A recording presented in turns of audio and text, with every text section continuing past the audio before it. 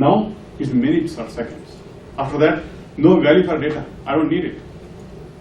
That moment, somebody buys my device, connected device, and he's trying to connect on the phone, and he has a difficulty. I sense it. I take my phone, proactively call him, sir, you have some issues, I can help you, before he drives back to return the product to Home Depot. Right? What's the value of data here? The time span? Minutes, 5 minutes. Because he hops in the car, your product is returned in 10 minutes. You got to catch him before that, help him out, because everybody is not techie around here. Right? So we have to have a simpler technology. I know Wi-Fi, I know how to do it. I don't want to Zigbee or Z-Wave, heard about these IoT protocols? They look like alien stuff for common man. The name itself starts with Z, right? So I don't want to have the complexity for common man. All he asking for, give me Wi-Fi the way I connect my router, RJ45 cable, and my connected product should work. For them, how do you help? This is a reactive mode or proactive mode. So be proactive, not reactive. So now window is very, very short. We're getting there. For that, the support function needs to be enhanced. Totally changes. Support Paradigm is totally changes.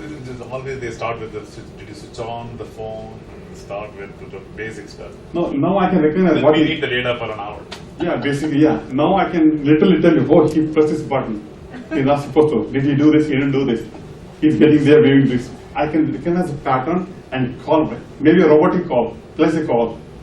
I recognize something, please call us back, we can help you out before you return the product. And it's going to come. It's going to come, you're going to see it. Right? And this is what we do in our company, Orion. This is one grand picture, right? So we enable with the different protocols, all the device manufacturers work with us, we enable them, and they connect to our cloud service. What's the ultimate value? This is what they look at. First question, okay, we'll do this. What is the value here? They don't care about this one because that's who you manage. This is always, right? We talked about Wi-Fi, Z-Wave, Zigbee, all these different protocols that we support. So anybody IoT here? You're on IoT, you work on all those protocols? Anyone of those? No, there's just No? Anyone? So I suggest you take a look, go home, open the browser, take a look what these are. There are amazing stuff that's happening. I think Z-Wave, Zigbee, one for industrial, one residential because they're long range, custom wireless protocols. If you have everybody has set-top box in the home, TV set-top box, right? One day it's going to be a hub. It's not set-top box anymore. It's happening. We are doing it. It can control any device. Any device that understands these protocols can control it through your phone. Wouldn't the smart meters, electrical meters, I don't know. Yeah, one of those. Yeah. They're already happening, right? So the power meter, the smart meter, a neighboring meter talks to your meter, and it talks to the next one. Then there's a pole which collects all the data. So there's a mesh network. The guy from the power company doesn't have to drive to your, open the stuff and take the reading and make a mistake. Sometimes it's an accurate reading that you get propagated. Doesn't matter where you live in the remote areas. I don't have to drive. What's the value proposition here? You save on the gas, right? You save environment, carbon emission, because I don't have to drive around to connect 10,000 meter readings anymore. I can sit at my table, push a button, I got analytics, print it, mail you a bill or e-bill, for that matter. Makes it easy. And lower the price because it doesn't have to do that anymore. And it increases competition. So that's good for us. Could you read the bottom right-hand box? What does that say? Zigbee, Z-Wave, Wi-Fi. Bottom right-hand corner of that. I do. Right there. What's that say? Zigbee. Zigbee. That's a protocol. Okay. Yeah. And there's a Z-Wave. And this is a custom protocol in our company that we use. That's our IP stuff. Okay. And it's a Wi-Fi. Okay. Thanks. Yeah. So the hardware aspect is what TI is putting in on the Zigbee side. Yeah. Because all these smart meters, they all need chips. Yeah, chips. Yeah. They're chipped. Yeah. So my wife works there in that division. How is So it? she keeps talking about Zigbee, I never paid attention. few months ago. He started telling, no, we are doing this Zigbee thing, Zigbee thing. I said, what is this Zigbee? He's going to change. He changed his smart. You can ask questions now. Yeah, and then there is also. Zigbee is from a Digi. Right. It's their proprietary thing. Right, but their TI is enabling products. So TI. Yeah. I mean, they are looking into putting sensors for plants, when you're supposed to water, when it's going to be hot, cold. That's one of the applications.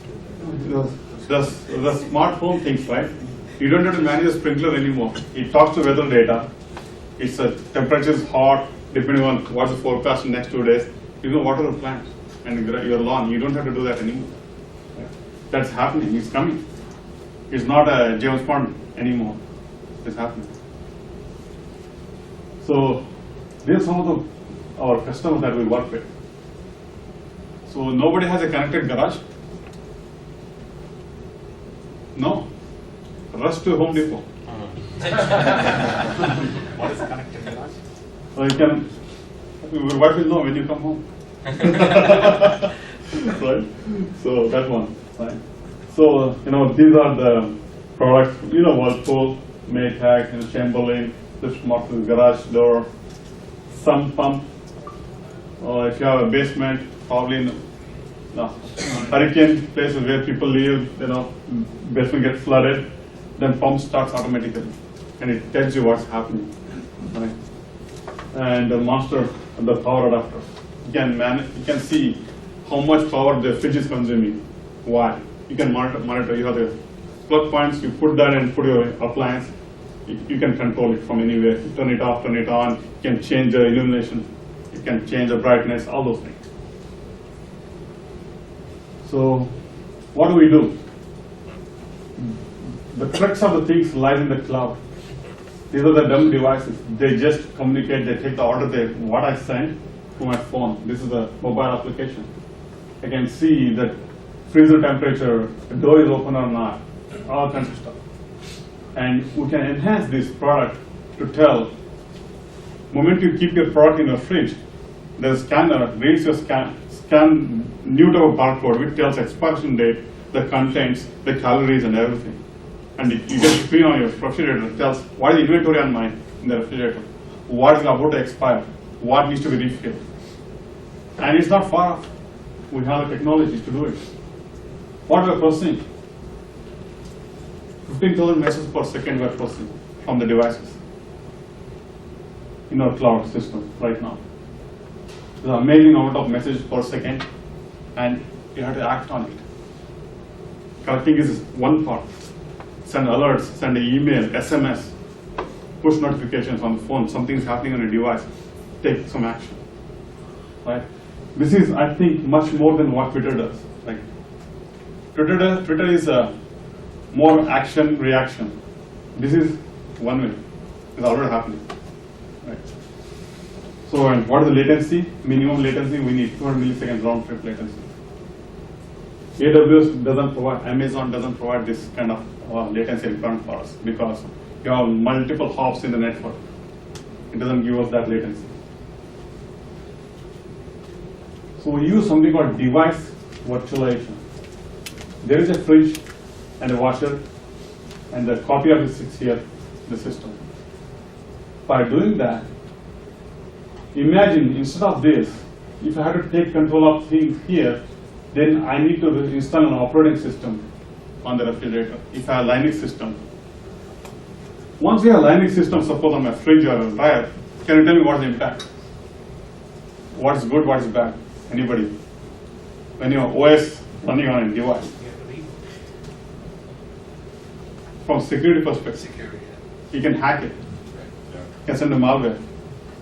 From 6 months ago, there was a refrigerator being hacked by some other company who had a Linux sitting on the refrigerator, literally, a part of Linux, a lightweight Linux. They hacked it. And they use that to send spam somewhere else. Yeah. And one more thing. What's the use of hacking the operating system? They use as a base to do something else. Your fingerprint lies on the refrigerator. You don't really recognize where this thing is coming from, who is hacking it, who is sending some pings or whatever. Because the operating system, you can do many things with it. You can understand DNS, you can understand the ping, you can understand all those things. So you Right? I can ask you a question about law enforcement. What is the effect, if any, visualization of law enforcement's, like the incident that happened in Palo Alto where the AK-47 knocked out all those generators? They never found those guys. That happened less than 1 year ago. What is ArrayNet, or the ideas you're presenting, what effect will it have on law enforcement? You're talking about individuals here, like the home, Yeah. about national security. If you look at IoT, there's no boundary where you can take it to implement, where you can connect, what you can connect. You can connect your car. Company called Aries Communication in Sunnyvale, California. They're already working on a car, Hyundai and Honda. They're using it. Okay. They literally connect your car to internet. They know the vital signs of your engine. When you really need to change your oil, when you really need to change your timing belt. It just doesn't drive to your dealer after 6 months because he told you come after 6 months. Now I can send something, then only I can go to dealership. And otherwise my car is running fine, just like your jet. I don't have to do this scheduled maintenance anymore. I can recognize the pattern. Hey, land the jet. I need to take care of your engine right now. There's something going on. So, go ahead. Yeah. To answer your question, I know that I volunteer with the police department and also with the Red Cross, and they are well on the way to using big data. They have all kinds of plans for it. One example is, you probably have already heard it, the police cars, most of the police cars probably now have equipment that actually scan all the license plates Oh, as they're I think that's driving. also, yeah. And they will find cars just driving around that, have warrants against them, and they will just Even pick if them you, up right then and there. if you forget to change your tag, they will know from so far. Yeah, and They don't have to follow you. all the cameras at all the intersections, they're Yeah. scanning all the license Yeah. plates. Imagine in Oakland, California, right? They have this camera system. The shots fired, they can go back and trace where the shots fired from, right? Then they put analytics on it. What is the chance that next shooting is going to happen because there's some activity going on in the neighborhoods? They can recognize the congregation of people, the activity, movement. Doesn't matter how they disguise themselves, they're still going to catch it because they have fingerprint of the person moving from one camera to other camera. Still are recognized, either you wear a hoodie or a cap or anything you want, still you'll be caught because it's looking for a different type of signature and algorithms are different and it's happening and is not available to the public. It's law enforcement, defense, they're using it already, right? Yes, for our three-letter government agencies, this is a good and bad, because the good is it's easier for them, but all these agencies have to beef up their infrastructure, because there's a lot more data coming. Oh, a lot more data Each coming. one of us. Yeah, data deluge they call it, data deluge, right? So you need a couple of questions now. The first question is, like when we go for new innovations like this, is it not that some kind of, we need to there's a regulation from the government side. So this is what we are doing, whether it is good for the community, the world, or whatever, right? Are you not, whatever we are doing it, are we not supposed to be? You look at the history, regulations always come later. Afterthought. It's always come later. Innovation comes first, regulations come later. Right? People start trying, hey, he knows when I open the door, do something about it. Then they start penning it. Right? It's always an afterthought. Security and regulations, always afterthought. Innovation comes first, they start doing it, then everybody wakes up, hey, this is good.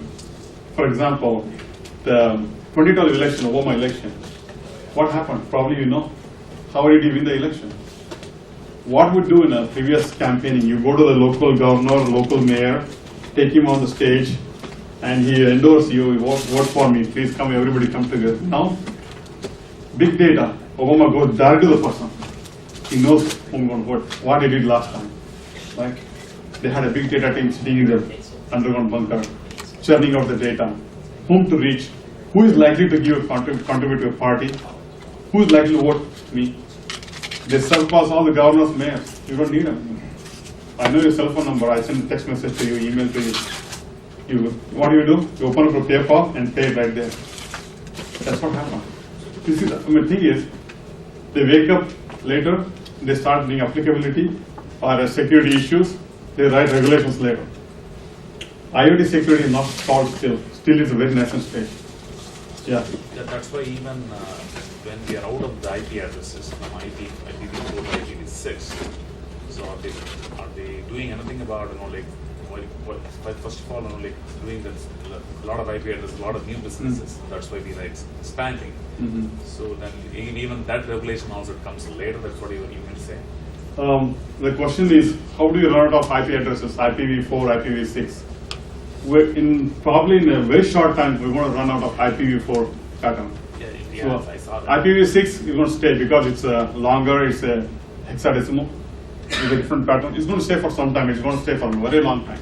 Yeah, right? but still that in order for there should be a regulation where who can use it, how many addresses that one business can use it, or something like that, right? Some kind Yeah, of regulation. there is a international consortium which assign IP address. When you ask for IP address range for a company, they ask you use case. Hey, why you want 2,500 IP addresses? Give me a use case.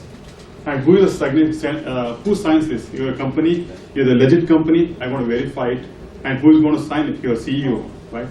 Every company gets the IP range, you have to validate it. You just cannot go and ask for, hey, give me IP range, I own it.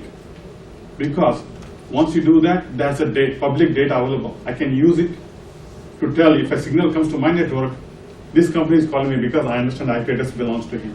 That I do. I built a service in the company. Every device connects to the network. I know which IP is coming from. I can take the IP, pinpoint his location by zip code. This guy connected a refrigerator from this portion. Right? Now I can see the spread of the data, how my market is, how I'm doing. So it's there, it's scary, it's good and bad sometimes. Yeah. So what are next possibilities now? How many have Nest in the home? Nest thermometer. How is it going? Pretty good. Pretty good. Have you thought of this? Integration. It's coming. You buy a garage door opener from our company, he's going to talk to Nest in your home. The moment you open the garage, I'm going to change the temperature in your home because you're coming home. Right? The moment you shut down the garage, I'm going to set it down. Lower the temperature. So now, same thing applies. I can combine this together with a cloud-to-cloud integration and make it happen. Orchestrate all the things that's in your home, even though they are from different companies, a different product set, different protocols. That doesn't matter at all. So this is one of the use cases.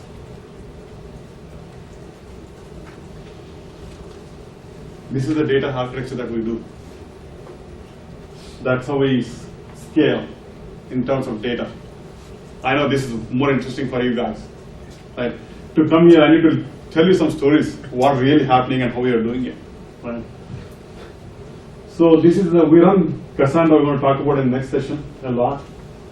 We have multi-region, multi-DC setup in and outside the country. And we isolate the workloads. Signals coming here, we run analytics here, we do search over here, and the real-time replication happening.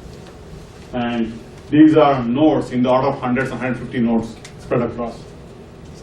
And we do at scale, a huge amount of data happening at all the time. So this is one of the clusters that we have, right? We do typically,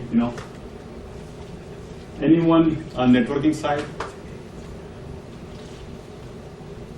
What do you mean by networking, sir? Data center, any cast system, who knows? Multicast, any cast? No.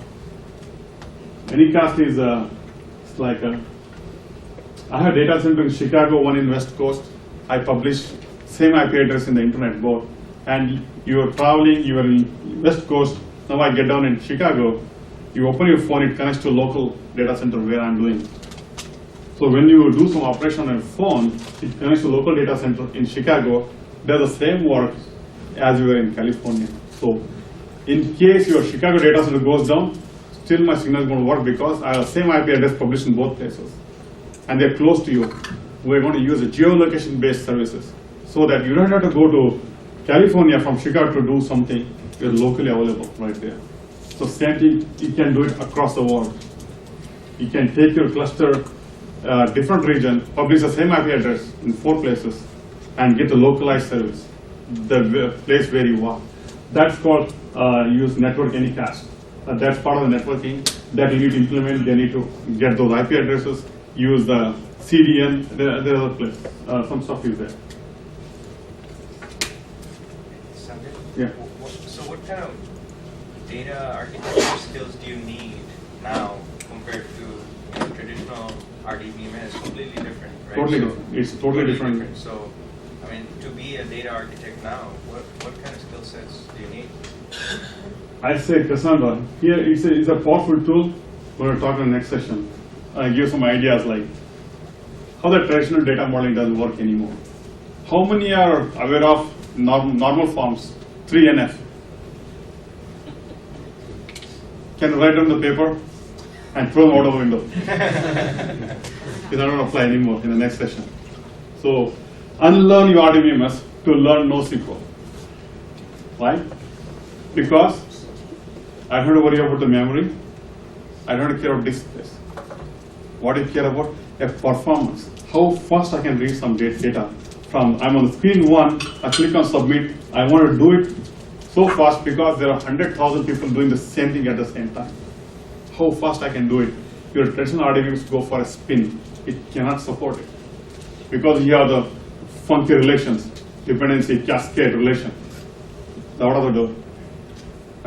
I was working in Oracle before, 10 years ago, and it takes a while to drain it out. Right? Now sometimes I find it hard to write how to join, I confess. So you need a different set of data. So there's some interesting open source, you should check it out. I really advise you to check it out. If you're really into data, there's some amazing tools the guys are putting together. You don't believe it. It's free. It's free, as in free. It's really good. ElkStack, Elasticsearch, Logstash, Kibana. Anybody heard about this? Using it? You'll be surprised. It's all free and very easy to set up. It's all there in GitHub. I sincerely advise you guys, take a look and try it out on your laptop and come and tell me. It's very easy to do. Kafka is a little different game. This is I talked yesterday, talked about it. Distributed PubSub, we use it for message processing and doing the queuing system, do many things for the same signal event that comes through Kafka. It's a publish subscribe queue model, and it's persistent. So that's actually used by LinkedIn. They use 4.9 billion events per day or per hour, I don't remember. Huge amount. So check this out. This is very interesting. Oh, I made a mistake here. RBAC is role-based access control. Can I ask a question about, if you want to learn more about those components, is there tutorials, are there places you recommend we go? There's a ton. They provide in go to website. Yeah. Just Google it. See Yeah. what comes up. Apache is great. You go there, they have getting started how to do their videos, presentations. They are very interesting tools, and they run on like Cassandra, Elasticsearch, Lucene. I think you'll figure it out. What is the landscape of IoT? The periodic table. Looks like a good architecture. Yeah, really, they put it nicely. That's cool. If you look at it, an overview of key private companies, investors, acquisitions that you can think of in IoT, nicely put together. This is where our company is, or AMS. And this particular rectangle here, what do you call it? They're building the platform. We are in platform. You're not doing some products. We're building end-to-end platform. You take the device, go put it on your product, connect to our cloud, come back and take the data and do something with it. It's a one whole solution. That's end-to-end solution. There are different type of players, and this company took time to put it together. Very nice. I really thank them. It's very nice. Yeah. One place. Who are going to acquire whom next? All those things you see one place. It's pretty. And I'm telling you, after 1.5 years, 2 years, you'll not see them here. Because, why? If you don't have a vision of what you want to do, once you have a product to connect things, you want to die. So down the line, there will be a blood path of IoT, just like in 2000. IoT companies, because Tom, Dick, and Harry, everybody in the corner, hey, I can connect this, I can connect this. Okay, what I'm going to do it? Believe it or not, your beer mug is connected mug. You get a connected mug, and your wife can track how much you're drinking. Yes, it's there. It's there. I'll write somewhere here.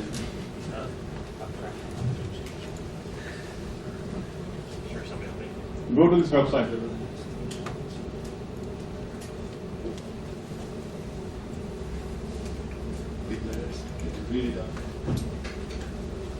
See the list of connected products that you could imagine. IoTlist.co. Right now, share internet access.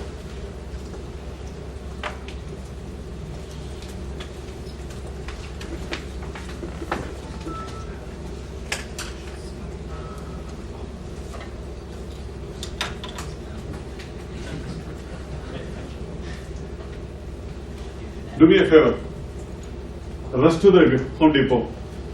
Buy this and connect your garage. Thank you. Thank you very much. Any questions? Sanjay, you were starting to say something about what if the device, the appliance had a full operating system versus just. Yeah. I think. Did you? What were you trying to? Oh, okay. I'll go back to that. Yes. The solution that we have, as long as device on a product, on a refrigerator or a washer, is know what to execute. Like it takes a command, does something. It doesn't have enough operating system to cause some problem somewhere else. It doesn't do DNS and everything. This is a microcontroller. Everything else happens in the cloud. What's the advantage? When you have stuff in the cloud, I can apply all the standard security that is available in the cloud to that, because a copy of the device sitting in the cloud, actually, it's the copy is talking to its actual device. Hey, do this. I did this. You also do this. But I can apply security easily on the cloud versus on thousands of devices in the field, right? So that's the advantage. So more you keep the device dumber, it's more easy. It's cheaper, very cheap to manufacture. Mass adoption, right? So that's the advantage. Yeah, you said we could find out sub-second response. Say if someone purchases an item and the inventory is in a database, Yeah. it needs ETL. How do you manage that? Get the sub-second response. ETL becomes a thing, right? Hey, you want to move some data, do something, some batch analytics. ETL is totally different paradigm. Here, you design a new database system such that you get those performance. You don't do ETL. For example, you do double writes. Why do you have to do, I write here, then do ETL? Is architecture.